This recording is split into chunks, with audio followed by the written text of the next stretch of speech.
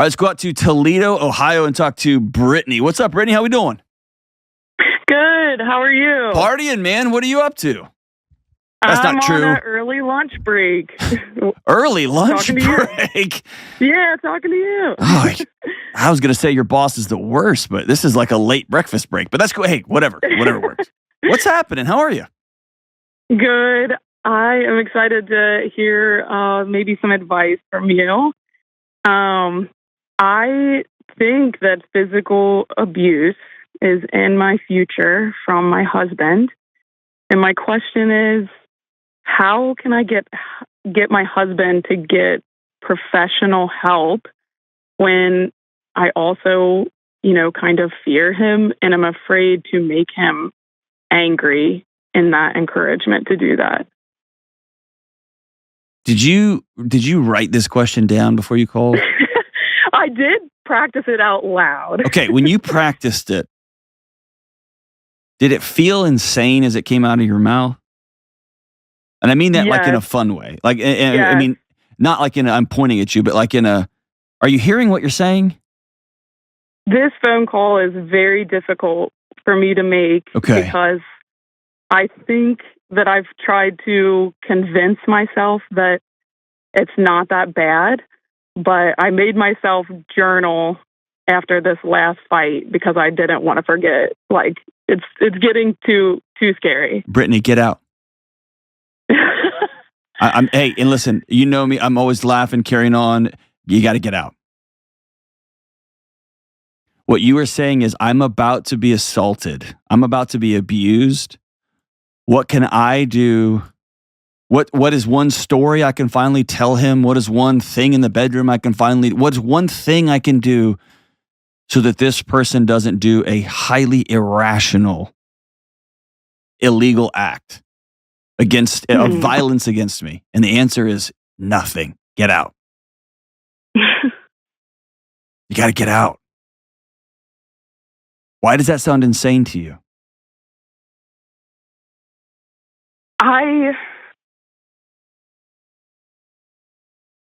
It sounds crazy because I have seen progress in our marriage. But this last fight scared you. Yeah. Yeah. So there's not progress. You're telling yourself stories. Why? Yeah. Why? Are you scared of what's on the other side? Are you scared of being alone? What are you scared of? And it's okay to be scared of all that stuff. Right. We are very committed Christ followers. I disagree. I 100% disagree. I don't believe you. Yeah. Because Christ followers don't beat their wives. Yeah. They don't. They take a knee. Right. They go get help. Right. And so you've got a bunch of different voices. You've got your church barking in your ear. You've got knuckleheaded friends who just keep repeating things that should be stitched on pillows to you. You've got misguided devotional guy, whatever. You got to get out. You're worth being safe. Home should be a place where you get off after your early lunch break and you go back to whatever job you're doing. You go home and you smile as you walk in the door because it's such a safe, warm place. Even if it hasn't happened. Yes. Yeah. At some point, you got to stop blaming yourself. You got to stop coming up with stories to defend this guy.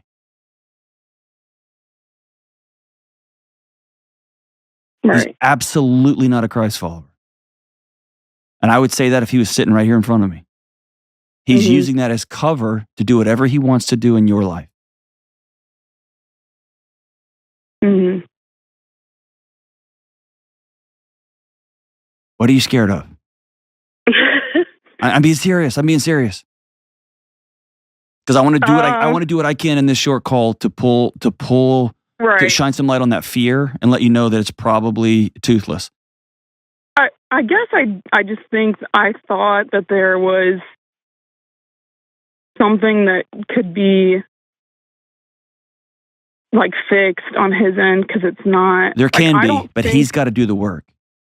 Yeah. You can't do anything.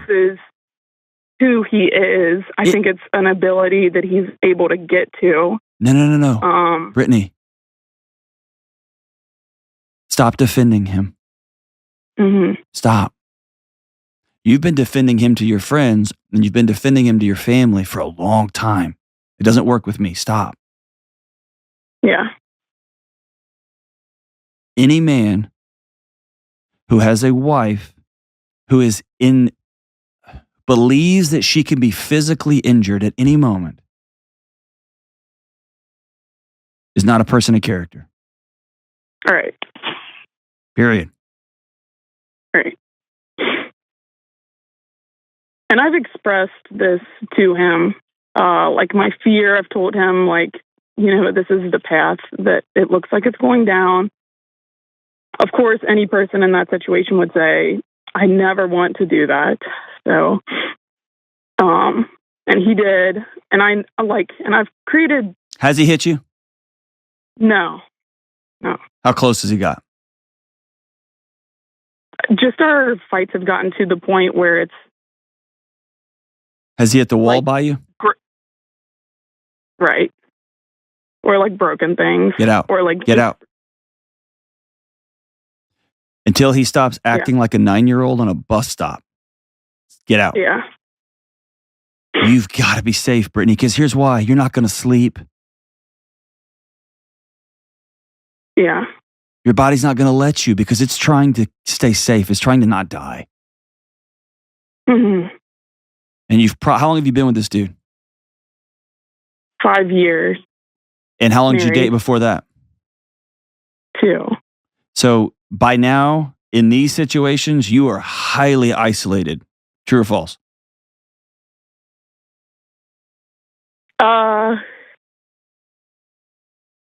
Say it. In a sense, but I have surrounded myself with good people. I'm not. Do they know? Like one. Okay. You are completely alone in this deal. This is what happens. This is what happens. It's a common story. It's a common refrain. You start protecting yourself, and eventually your friends say, I can't be a part of this. Or there's something about this dude that I don't like. And you get mad at them, or they get mad at you, and you begin to slowly, that circle of influence gets tighter and tighter and tighter and tighter. And I don't know you. You could walk into this room right now, and I wouldn't know because I've never seen you. I have no idea who this person is, but I've heard this story too much. And when I say get out, that doesn't mean forever. What that means is you have the only thing on planet Earth you can control is your thoughts and your actions. That's it. True. And your actions right now are to be safe. And you are not safe in your own bed. You're not safe in your own living room. You're not safe in your own kitchen. You're not safe in your own home. Get out. Find a place where you can be safe.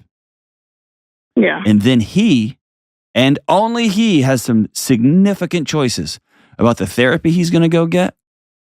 Right. About the mentorship he's going to get. He's going to have to deal with his addictions because I guarantee you he's got some. Guaranteed. He's going to have to deal with his anger. He's going to have to deal with his childhood mess. He's going to have to deal with all of it. And listen to me super carefully. I absolutely 1000% do not care what he does or doesn't want to do. Right. I care what he does. Right. I've never met somebody who wants to hit their wife, but they do. Get out. Okay. And I tell you that because I love you. And if he was sitting right here, right next to me, I would tell him, your wife needs to go away while you get safe. And if he wants to call me, I would love to talk to him. Not in a mean macho way, but just like I don't think he wants to be the guy he is. But Brittany, he is the guy he is. Okay. Will you commit just on this call? Will you commit to finding a way to be safe? Go stay with a girlfriend for 2 or 3 or 4 weeks. It's usually a minimum of 30 days. Right. Because it's not, you're saying something that I haven't thought about, but like, it's not up to me to like encourage him to get the help. No. Right. A murder victim doesn't encourage her murderer to stop murdering, right? That's not like he or she has to decide to not murder. Right. Because listen, I want you to follow this track. When you say there's not anything I can do to encourage him, what you're doing is you are saying this abuse, him smashing the wall behind my head, him throwing crap across the house and throwing it at me, getting really close, making a fist and balling it up right by my face, putting his hand on my neck. Those things are somehow your fault because you need some encouragement, and it's not. Right. And he can wrap himself up in, you just make me so mad. He can wrap himself up in his little Jesus flag, and he can wrap himself up in whatever crap he wants to wrap himself up in. He's a guy that's terrifying his wife with physical violence. And you, my friend Brittany, I want you to be safe.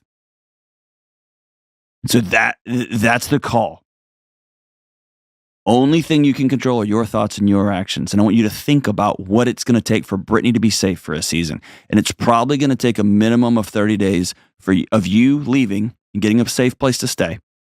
And I know that for millions of people in this country, they have got a friend or a family member they can go has a spare room. And millions and millions and millions of people in this country have nowhere to go.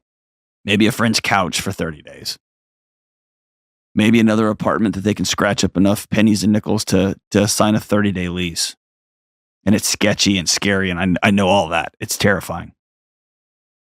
Or maybe it's you get with your employer and you get with your employee assistance program and you go talk to a counselor and say, I'm terrified for my life. Is there any community resources in my community where I live right now? But you got to stay safe. And then you be very clear to him, here's my guidelines for staying in relationship with you. If you ever threaten to hit me again, it's over, I'm out. If you ever ball your fist up or smash something in this house, I'm out. If you ever scream and yell at me, I'm out. If you swear at me, I'm out. If you cheat on me again, I'm out. Because the out, that's what you can control. All this other nonsense is what he can control. You're worth being safe, and you're worth a loving, warm relationship. And you're worth way more than what he's giving you right now. Choose safety. Choose safety. Choose safety.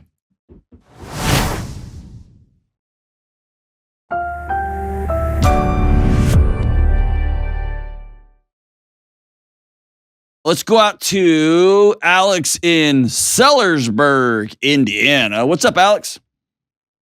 Hey, Brother John, how are you? Partying, man. What are you up to? Oh, I'm just hanging out, making horse noises, buzzing or blaring some Little Drummer Boy and having a good time. Well, you obviously have a much better producer running your life than I have running mine because I have had all those things taken away from me. So good for you, Alex. Just kidding. I'll relay that to the wife and let her know. Kelly likes, my wife took away Drummer Boy, which thank God she did because I hate that song. And Kelly took away my horse noises. So I'm glad you're in a better position, Alex. Thanks for kicking me while I'm down. So what's up?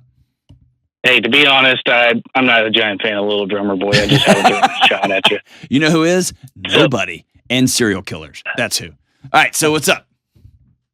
So I guess the short answer or question is, how do I be a better dad? It was a couple of weeks ago, laying in bed, like I said, just hanging out, and wife rolls in and says, "Hey, who's got two thumbs and is pregnant?" And that's well, not me. And so that's how she told you. Pretty much, yeah. And then yeah. But, hey, well, good morning, Alex. That's incredible. I'll get some coffee. That is incredible. Hey, at least you didn't go get whiskey. You went and got coffee. You're already off to a good start, man. She said, "Don't freak out," and so I did, and here I am. I'm calling you. I didn't know where to turn, so I called the podcast guy. Man, so you haven't had an opportunity to be a bad dad yet. So what are you stressing about? What are you worried about? Or what about this whole thing freaks you out? This is actually number 2. Okay. Baby number 2. And he's just a few weeks away from being 2. Okay. And I guess we all the cried out method. think about that. Okay. I've heard that's bad. Don't do that. But I've also never been told, okay, well, don't, throw the doors open, guns a-blazing at every time you hear them whimper. And things like that. Just, spend time with them. Well, how much time? I try to spend as much as I can. And then, and then when in discipline, he's in this, our baby number one is in this throwing phase. And, he just the other day threw something and broke a glass something or other. I think it was a candle or something. Mm-hmm. And okay, well, don't spank them. But tell them no. And so I sit here and wrestle with all these aspects, whether it be the cry it out or the discipline or spending time.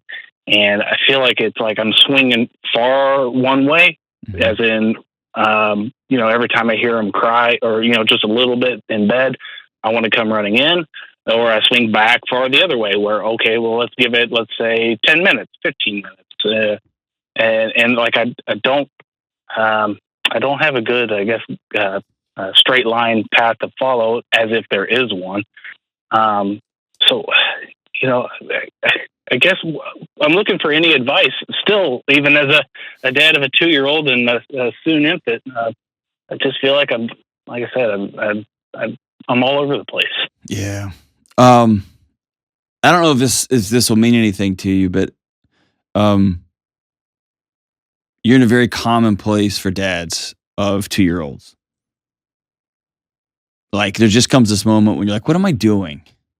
You know what I mean? Like, yeah, I like you said, I want there to be a set of IKEA instructions. I don't care how complicated it is. I'll figure it out. And I just need to put this thing together. And then somebody sends you a podcast that says, well, don't do this. And then somebody gives you a book that says, don't do that. And then you just snap in the moment and default to something that your dad did that you had promised you weren't going to do, right? And it's just a failure factory. And by the way, 2-year-olds are 2-year-olds. And so they can be the best at snuggling up, and they can rip your heart out, right? Oh, yeah. And it doesn't also help that your wife probably looks like she knows exactly what she's doing. She works with a lot more kids than I do. And so you just end up, and so I'll walk through it with you, and then I'll circle back. Here's where many, many, many men, including myself, find themselves. Baby number one, about this time, and you just start feeling like I am more in the way than I'm helping anything. And every time I try a thing, my wife's like, gosh, why just do it like this? Because she's been babysitting since she was 6, and nobody would trust me with their kid when I was in middle school or high school. Or fill in the blank. There's just every little thing. And so what I started, I'll just speak about me. I started leaning a little bit more towards, the one thing I'm good at is my job. I'm good at that. I can at least go do that. I'll make money for the family. And so I just kind of turned the wheel 2 degrees. And I ended up way far away from my family. So you're in a moment, kind of like a boxer is when he keeps getting tagged from the outside. The temptation is to back up a little bit further away when the best strategy is to bite down on your mouthpiece and lean in and get closer. Okay? So let me tell you this. You're not going to quote unquote figure this out, because as soon as you figure it out, your second kid is going to be so radically different than from your first one.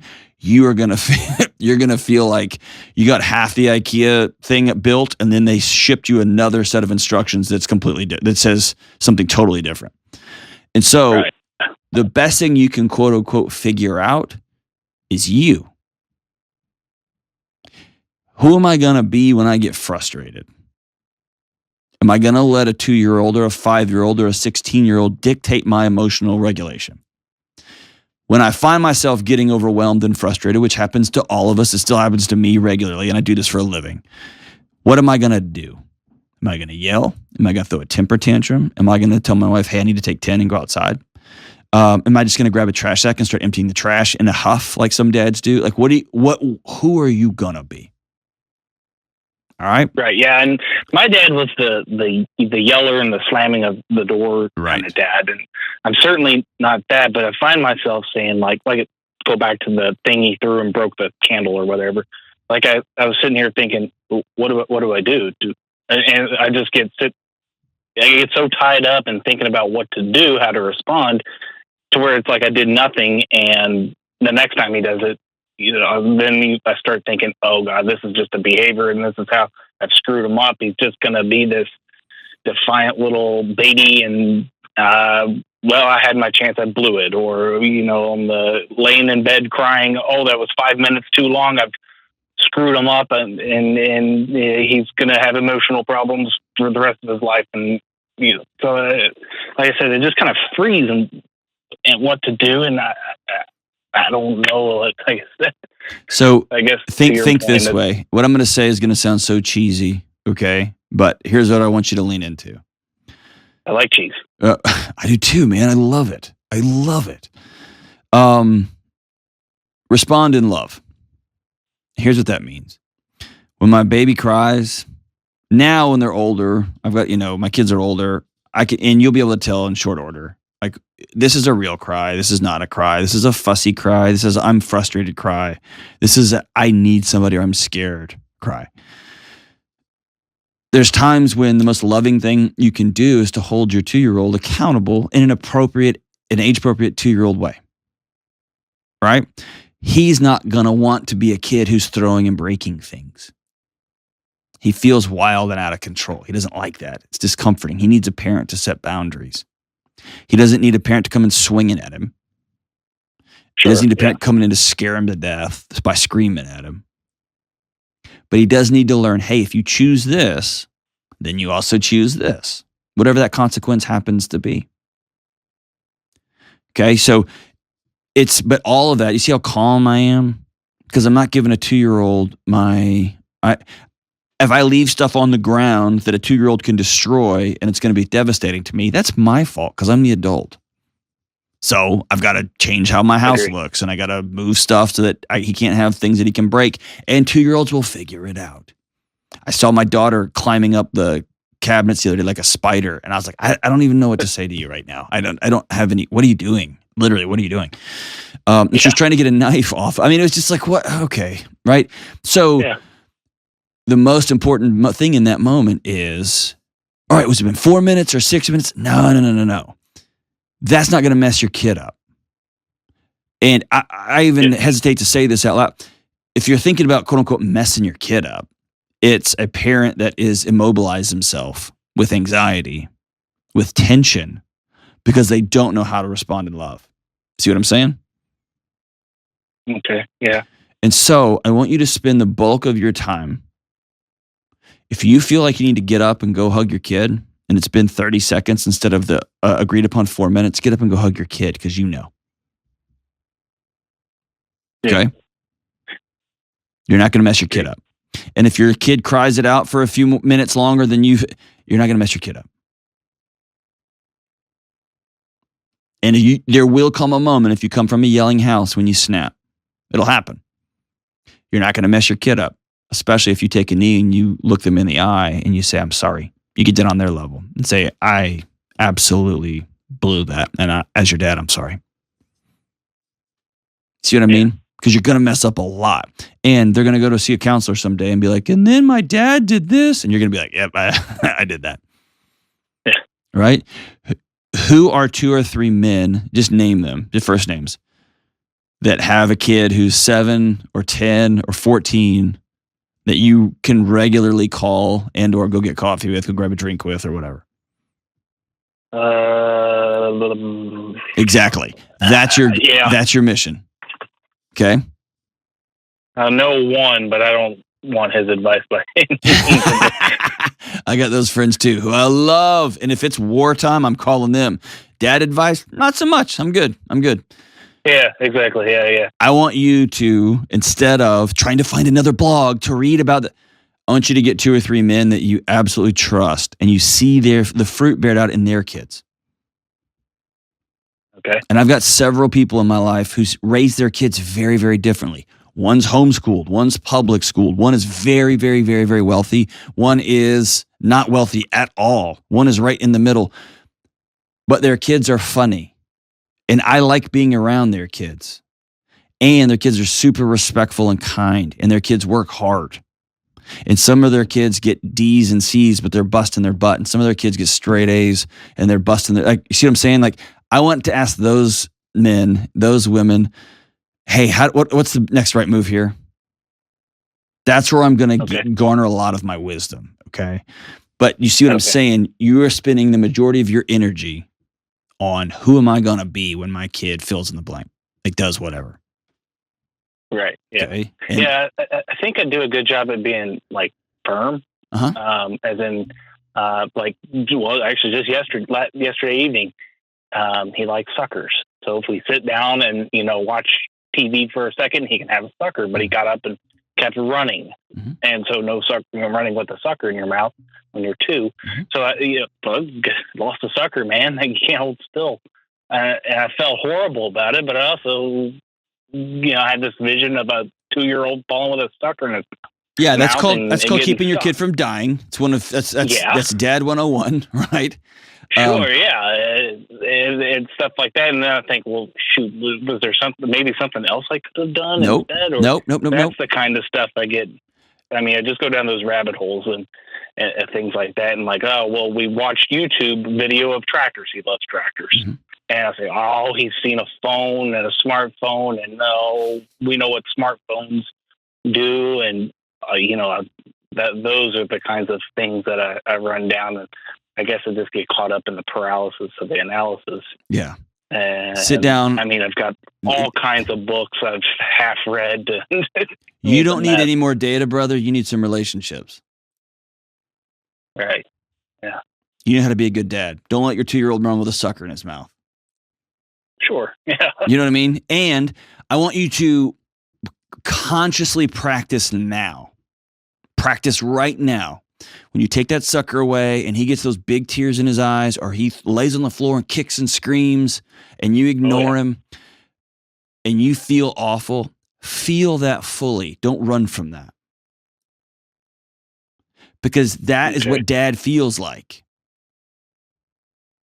And when your 2-year-old wells up and cries because you took away something to keep him safe, or you took away something because he made a choice and there was some consequences on the back end of that, that turns into when your kid is 7 and you say, hey, you give me a hug before school? And he goes, no, Dad, I don't like hugging you. And dude, that hurts, right? Or when they're 17 and they sit down and they say, Dad, I fill in the blank with whatever life-altering decision they made, right? Yeah. So start right now feeling, sometimes being a dad feels uncomfortable. I got to do hard stuff. I got to tell my kid no, and I hate telling my kid no. I got to tell my kid, you made a choice, and here's the consequence to that choice, right? And for everybody listening, don't think like I very much have a research-oriented response to cried out method. And I've got very much research-oriented responses to spanking and all. I've got opinions on all those things. And if we want to go down those rabbit holes, I'm happy to do that. But Alex is like most of us. We have an analysis of paralysis. I like the way he said that. We overanalyze everything and we keep seeking more data instead of more relationships. And if you just text somebody while you're sitting there, if you've got 3 or 4 guys that you trust, 3 or 4 women that you trust, and you can just text them and say, hey, my kid has a rash that looks like this. And they'll all respond, all cool, simple, no problem. Phew, thought I was going to have to go to the ER. Hey guys, my 2-year-old just took off running with a lollipop in his mouth, and I took it out and he just started crying really hard. Am I a terrible dad? No, you're a great dad. All right, cool. We're just practicing. We're just learning new stuff. So focus on the relationship parts. You'll get the other things right. You'll get some of them wrong, and that's all right. And that's why you want friends that can push back on you. And man, I'm happy to work through individual situations if you call. But the bigger picture is the tension and the anxiety. I'm usually, outside of abusive situations, I'm more worried about that with the kids than I am whether it was 2 minutes or 7 minutes or 5 minutes, or I swatted his hand, or I'm way more worried about, does your kid feel electrified in your presence, or do you feel warm and safe to your kid? Let's focus on that, which means we're not fixing the kid, we're fixing us. And that's a way harder proposition.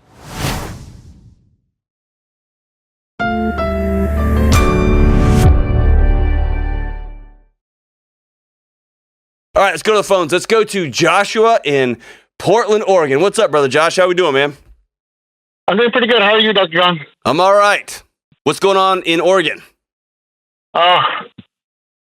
So I'm calling you today because I am the other man, and I'm struggling on what to do and how to progress forward here.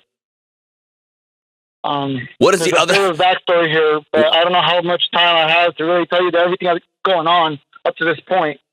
So cut right to the decisions I've made. Cut right to the chase. So you made bad decisions, and you're the quote unquote other guy. I'm pretty sure I know what that means.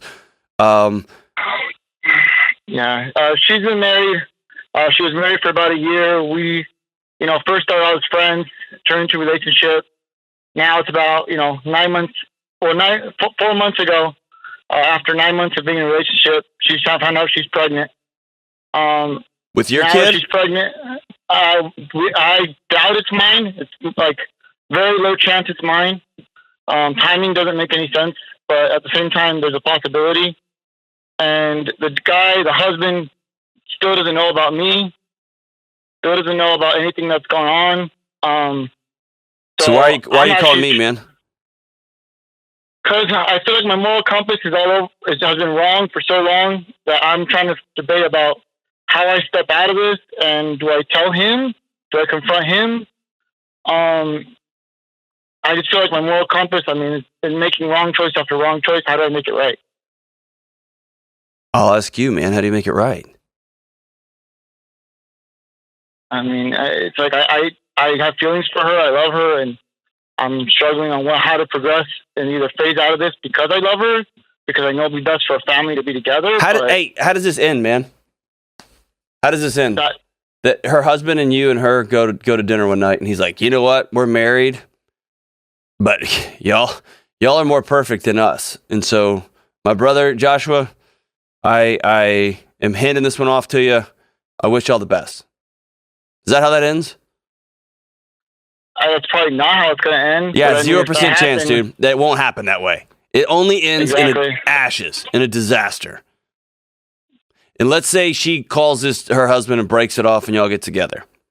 For the rest of your relationship, every time she takes a call, you're going to be wondering if there's another guy. Every time she gets an email and closes her laptop as you walk in the room, you're going to wonder, I wonder if there's another guy. Yeah. There's no way this ends right. And by the way, you don't love her.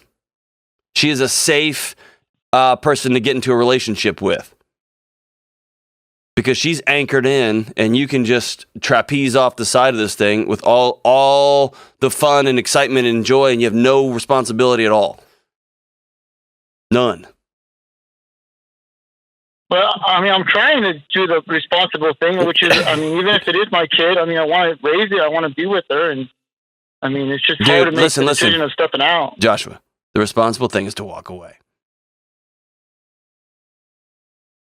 If this happens to be your kid, which you told me earlier it wasn't, if this happens to be your kid, then yes, this whole thing got real messy. Mm-hmm. Right? And you may have a single woman to start dating, because if her husband's a person of character, he's probably going to high five her and be going. Yeah. Because she's having a baby by somebody else. And God, no, don't go. Why would you? Are you friends with her husband? No, not friends. I've met him a few times. Yeah, there's no reason to call him. I just feel like I've done so much damage, after... Walk away. Walk away. You're like a surgeon who is taking somebody's organ out, and they realize they cut the wrong organ. And they realize, oh gosh, I've caused a lot of damage. I think the best thing to do here is to keep cutting out other organs. And just keep cutting and keep cutting and keep cutting. At some point, the smart thing for that doctor to do is to stop. Put the scalpel down. Yeah. And you know actually that. true. You know this. Why did Yeah. it take a phone call to a stranger? You know this, man. Because it's hard to hear. It's hard to walk. I've struggled with finding somebody, that matches me, and it's just I'm tired of being alone. You're still completely alone, man. That's the farce of this. You're totally and completely alone. You are somebody else's chew toy on the weekend. You are somebody else's excitement. You're a video game for somebody else. But they have their stable, locked-in thing. You're completely alone, Joshua. And that's what breaks my heart for her. It breaks my heart for you. Yeah. You know what I'm saying? You're not on a team right now. No, you're right. You're right. And you're worth more than that. She's worth more than that. Her husband's worth more than that. This baby coming into the world's worth more than that. So true. You know what I mean? Am I crazy? No, you're not crazy. You're not crazy. I mean, Bro, you're I know what alone. You're totally alone right now. It's hard to accept. It's hard to accept. Trust me, being alone. I know it sucks. It's awful. It's hard. But I'm not going to lie to you.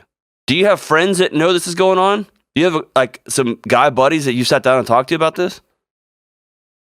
Well, I have got buddies, but the problem is I haven't told them about it because I'm ashamed. Yeah. I mean, my shame has kept me, kept them in the dark and kept me from saying the truth. Will they hold you accountable? They would. Yeah. So here's the thing, man. You can do what you want. I'm going to tell you right now, I've been around the block long enough to know this thing ends disaster. Whatever fantasy you've come up with in your head is not real. Okay? So if I'm you, I would probably call my buddies over tonight and say, we got to have a talk. Just so I'd have somebody with me when I go ahead and make that other phone call, because you're not going to see her again. You can make that phone call that says, I'm out. I'm done. If this baby, when it's born, is mine, then I will step back in. But until then, I'm going to do the thing of the right thing. I haven't been a virtuous person. I've been a person without character. I've been sleeping with a married woman. I've been violating somebody else's marriage. And I'm out. Walk away. Yeah. That's it, man. Or, dude, Yeah. rock on. No, you're right. You're right. I just need to hear from somebody that I respected of a man of character. So it's hard for me to confess it to somebody I know. I got that. Hey, that's the first step here. And that's what I'm going to tell you. You need to do it with your guy buddies. So they'll be there with you. And if your guy buddies are like my guy buddies, it's probably going to get physical. Yeah. They're going to wrangle me. They should. That's what men of character do for one another. That's what men and women of character do for one another, man. Yes, you called and you asked. The right thing is this is over before the day's over. And you got some guys in your life that are walking alongside you.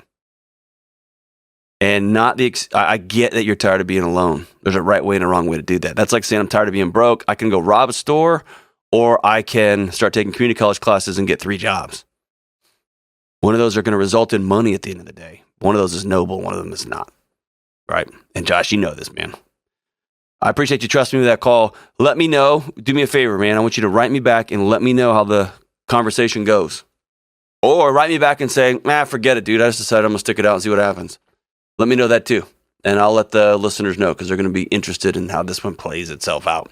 But thank you so much for that call.